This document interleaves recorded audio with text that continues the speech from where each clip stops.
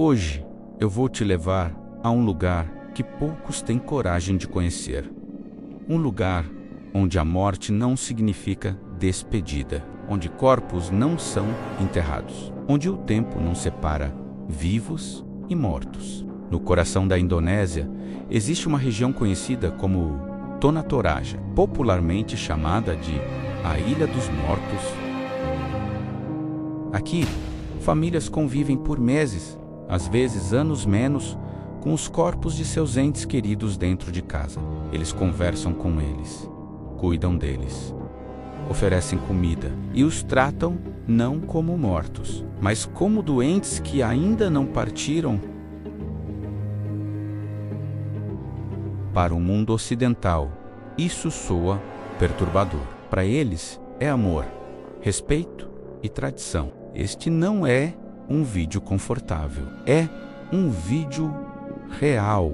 Hoje, você vai ver rituais funerários que duram dias, corpos preservados dentro de casas, crianças crescendo ao lado da morte e uma cultura que desafia tudo o que você acha que sabe sobre o fim da vida. Respire fundo, porque aqui a morte nunca vai embora. Tanah Toraja não é um lugar que você simplesmente visita, é um lugar que te observa. Quanto mais você se aproxima, mais percebe que as regras do mundo moderno começam a desaparecer. O silêncio é pesado, o ar parece mais denso e a sensação é clara. Aqui, a morte não é o fim, é parte da rotina. Em Tanah Toraja, quando uma pessoa morre, ela não é considerada morta. Ela é chamada de Tumakula, menos alguém que está apenas doente. A alma ainda não partiu. O corpo ainda faz parte da família. O corpo é embalsamado com técnicas modernas. Produtos químicos retardam a decomposição. O tempo passa, mas o morto permanece. Meses, anos, às vezes décadas. As famílias falam com seus mortos, dão bom dia, contam novidades, levam comida, trocam roupas. Para eles, isso não é estranho, é cuidado.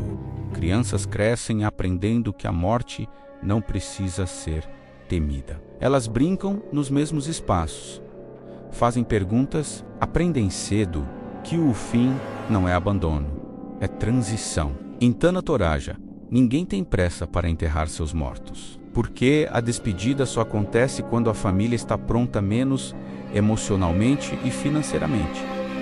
O funeral não é tristeza, é o maior evento da vida. Aqui, a morte não causa silêncio, ela cria convivência.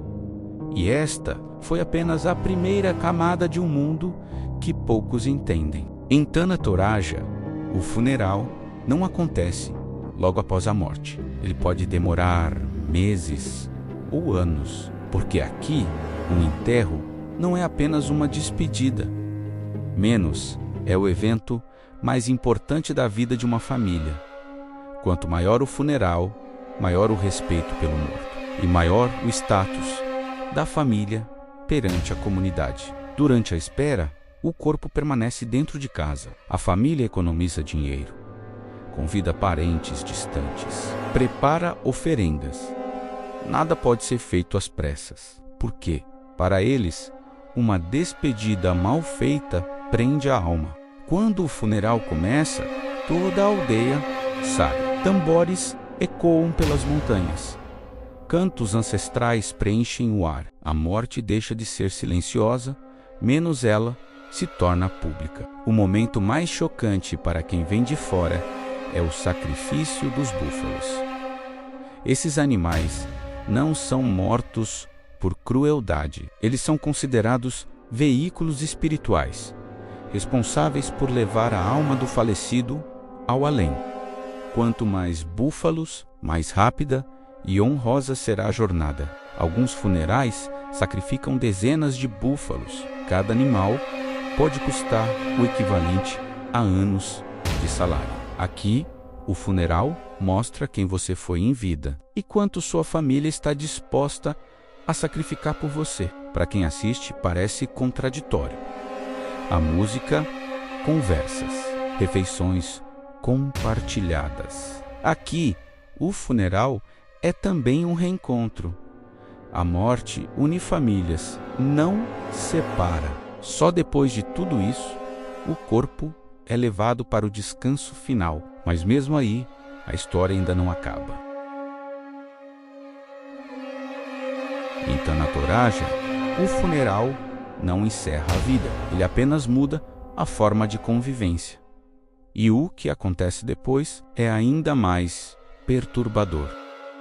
Em Tanatoraja, o descanso final não acontece debaixo da terra. Aqui, os mortos são colocados acima dela. Esculpidos diretamente nas rochas, os túmulos ficam suspensos, olhando para o vale menos como se observassem a vida continuar. Quanto mais alto o túmulo, maior a honra.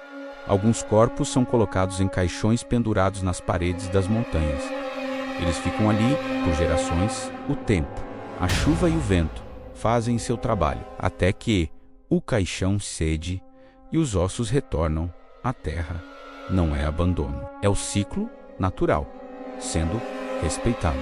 Ao lado dos túmulos, figuras de madeira observam em silêncio. São os Taotao, estátuas esculpidas à semelhança do falecido. Elas representam a presença contínua da pessoa na comunidade. Olhos voltados para o mundo, corpo imóvel, memória viva.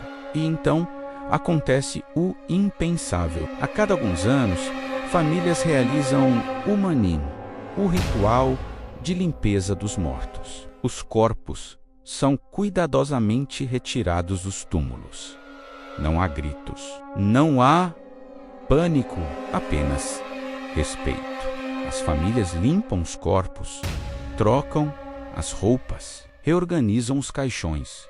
Às vezes, caminham com eles pela aldeia. Para o mundo, isso parece assustador. Para eles, é um gesto de amor contínuo. Crianças participam, aprendem que a morte não rompe laços, que lembrar é cuidar, que respeitar o passado fortalece o presente. Em Tanatoraja, os mortos não desaparecem, eles continuam pertencendo, continuam presentes, continuam sendo família.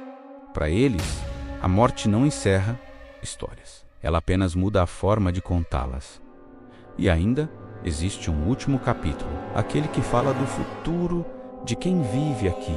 Durante séculos, Tanatoraja viveu isolada. Suas tradições eram conhecidas apenas por quem vivia ali.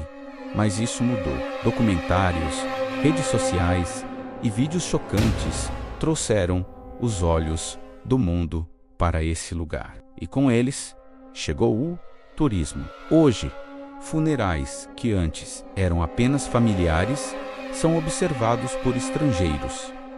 Câmeras filmam rituais sagrados. Celulares registram aquilo que, para os Toraja, sempre foi íntimo. Para alguns moradores, isso é invasão. Para outros, é sobrevivência econômica. O turismo trouxe dinheiro, estradas melhores, escolas, acesso à saúde. Mas também trouxe perguntas difíceis.